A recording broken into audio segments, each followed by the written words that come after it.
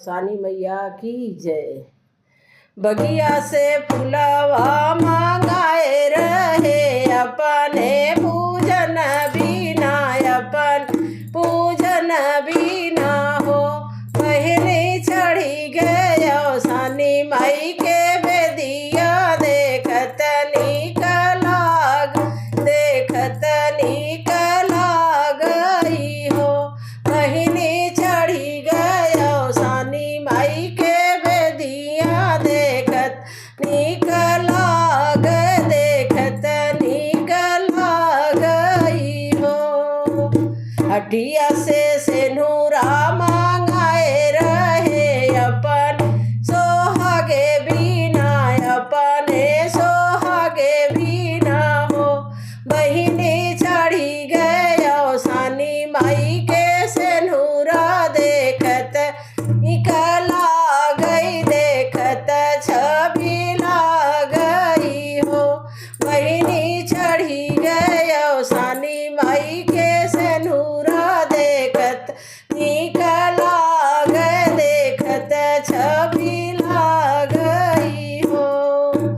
हटिया से मेहंदी मांगाए रहे अपने लगावे बिन, अपने लगावे बिना हो। बहिनी चढ़ी गयो सानी माई के हथवा, देखत नीक लाग, देखत छवि लागई हो। बहिनी चढ़ी गयो सानी माई के हथवा, देखत छवि लाग, देखत नीक लागई हो। हटिया से चुनरी मांगाए रहे अपने पहिरै खातिर, अपने पहिरै खातिर हो। बहिनी चढ़ी गयो सानी माई के बेदिया, देखत नीक लाग, देखत छवि लागई हो। बहिनी चढ़ी गयो सानी माई के बेदी, देखत नीक लाग, देखत छवि लागई हो।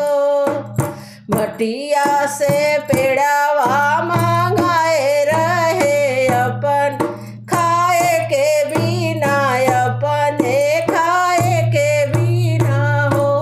बहिनी लगी गयो सानी माई के भोगवा, देखत नीक लाग, देखत छवि लागई हो।